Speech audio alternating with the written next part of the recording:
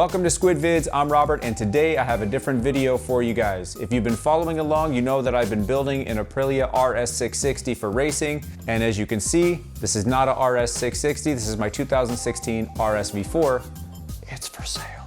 And the reason why I'm not sitting in front of the 660 is because I did just that. I raced it this past weekend, and it's still at the racetrack because I'm planning to go back there for a track day with the organization I work with called Let's Ride Track Days. So instead of hauling it home, I just decided to leave it there. So I wanted to give you guys some really epic race footage and let you know how that went, but if I'm being completely honest, I reviewed the race footage and it's really boring and it doesn't make for really good content.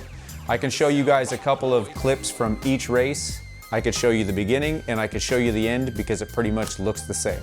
What I did want to focus on today was how the bike performed, considering I had spent so much time and so much effort into turning it into a race machine. I'm sure some of you were curious how the bike actually did.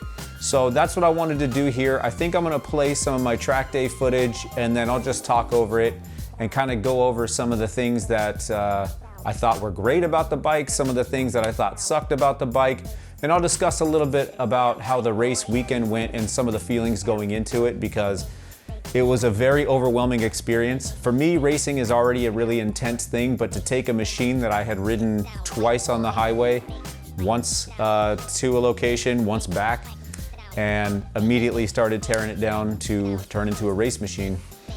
Putting that on the racetrack and gridding up was a pretty intense thing, to say the least. I don't know any other word other than intense. That's the best way I could describe it. So that being said, what I'm gonna do is I'm gonna play some of the footage from the track day prior to the race and kind of go over some of the good and bad of the bike. But whether you're new here or whether you're returning, if you haven't already liked, commented, or subscribed, I'm gonna go ahead and need you to do that now. Thanks. So my original plan was to do a cool vlogging style video where I was talking to you guys at the racetrack, but honestly, I lost complete motivation for it. There's way too much to do on this bike, way too much to sort out. This is the first time I had ridden the bike on the racetrack. I had ridden it once on the highway, or twice on the highway, and that's pretty much it. Bolted everything together and then decided to go racing. So this clip was probably from I think after my second session of the day. I scraped a little belly pan, as you can see on the bottom right. That's probably because my suspension's a little soft and that didn't quite get sorted out. This clip was from my third or fourth session, I can't remember. It was probably one of the few sessions that I actually got a semi-clean lap. It was really crowded this day. I think there was like 40 advanced group riders and then like 20 or 30 even new racers, which is really cool to see, but it also makes for a really chaotic track day. The first thing I'll say about the bike was the power really surprised me. The first time I had ridden the bike was at an Aprilia Racers Day event, and they have the nannies turned all the way up. TC's all the way up, wheelie control all the way up. I don't know what power mode they have it in, but it didn't give you full power until the bike was completely upright. My bike felt quite a bit different from that. And it's not because I've done anything crazy to give it a whole bunch of power. All I did was the exhaust and the up map. I'd say the biggest factor for why the bike felt so powerful was the weight reduction. I don't have a scale at my disposal other than a bathroom scale, so I weighed it out on that. I weighed the rear first and then the front, added the two numbers together, and dry, no fuel, was 355 pounds. So with fuel, full tank should be 391, maybe close to 400. Either way, significant difference compared to OEM. Although it's not the fastest bike on the track, it had plenty to get me around here at Buttonwillow Raceway, which is a fairly technical track, at a pace that, you know, I was pretty comfortable at. I didn't really miss having the power except for on the straightaway, or maybe a couple sections where I couldn't get past guys who are a little faster on the straightaway because of horsepower. And this is probably a good example of that.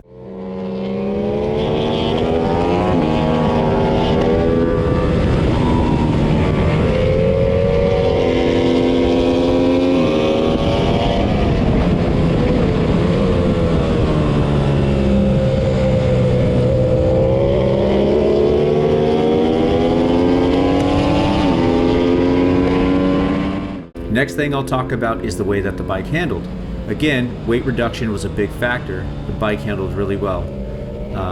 Super sharp, super responsive, having some issues with suspension, and that was not because of the OEM suspension. I'd replaced it, but I think the spring rate was a little too heavy, and so I was ricocheting off of some of the bumps, and this track has plenty of them. So I kind of struggled to keep the bike in line just because the front kept skipping around and the rear was sort of pogoing on corner exit.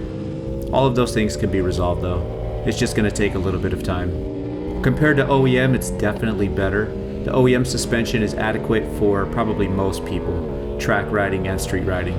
But for racing, it's definitely not going to get the job done. Not on tracks like this anyway. A more flowing track like Chuckwalla, or some of the European tracks where it's not super bumpy and you don't have a lot of really hard braking zones, probably be fine. The next thing that I wanted to talk about was the brakes. So I had modified the brakes. I had deleted the ABS. I ran direct lines from the master cylinder to the calipers, which gave me a lot better lever feel.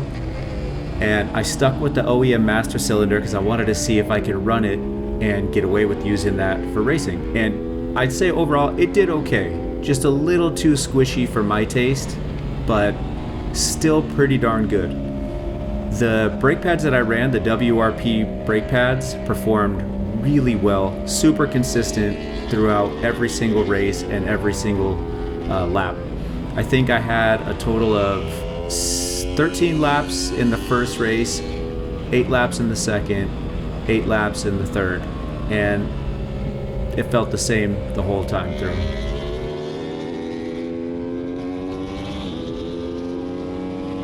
Guest appearance by Josh Hayes. If you don't know who that is, he's an American motorcycle legend. He would probably laugh if you said that out loud to him, but pretty cool dude. He rips, obviously, champion, and he's really approachable, and I believe he does some training too. So if you're in the States and you want some training, hit that guy up. So overall, the bike has a ton of potential, and I wasn't even as comfortable as I know I can be on it. Once I get the suspension sorted out, and once I get a steering damper, which this bike definitely needs on this racetrack anyway, I know I'm going to be able to run faster times. The times I ran during my races was enough to get it done this time, but I'm expecting some stiff competition in future rounds. I always want to keep improving, and if there's anything that I can adjust riding wise or on the motorcycle to improve that, then I definitely want to capitalize on it. One of the topics I think I should address, because it was something that kept reoccurring throughout my races and could potentially be a safety issue, was my auto blipper and my quick shifter was intermittently not working, which is terrifying. When you're coming into a corner, you need to go down 2 gears or even go down 1 gear, and it just stops shifting entirely, and you have to use the clutch. It could be a problem. So during my races, I basically just stopped using the quick shifter because I just didn't trust that it was going to work every time. Speaking to Gabbro at Aprilia Special Parts, he was saying that because I swapped the rear tire and I didn't calibrate the bike, that could have something to do with it, because apparently the TC and the shifting is all connected, a little bit beyond my scope of knowledge, but I'm going to try that and hopefully that resolves the issue. But it was a big problem and it kept happening, so that was a big bummer for me. I know once I get that sorted out, that's probably another factor into being able to do some better lap times. And I would say that's the only issue related to the motorcycle itself, not due to result of me modifying it, like the suspension for example. But overall, super happy with the bike. I can't wait to ride it again. I can't wait to race it again. I know that I'm going to keep improving on this bike, and honestly, I felt right at home almost immediately on it.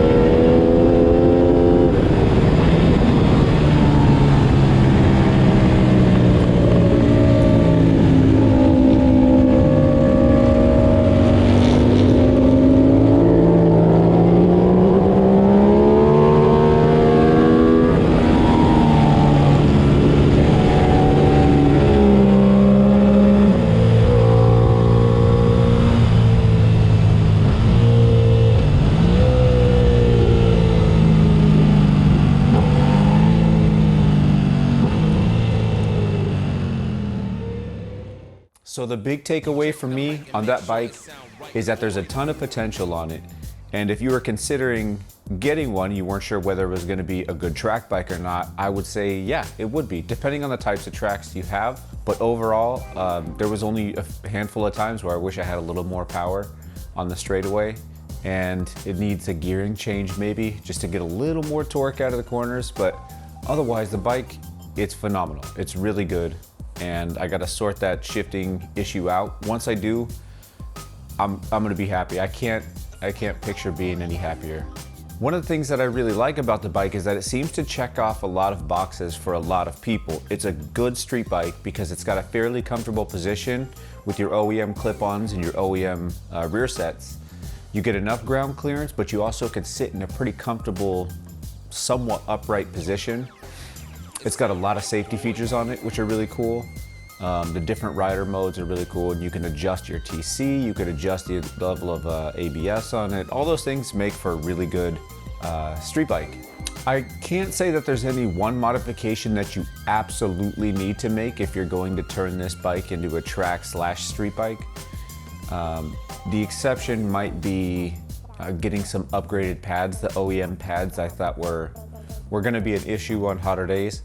But otherwise, those are my thoughts on the bike so far. If you guys want, I could make a video montage of my races if you care to see those, or I could do some more track day stuff. Whatever, just let me know so that way I know which direction to go, because I'm pretty much done modifying that bike, I think, I hope. I might do some basic maintenance type stuff. Just let me know down in the comments. And thank you guys very much for watching. I'll see you next time.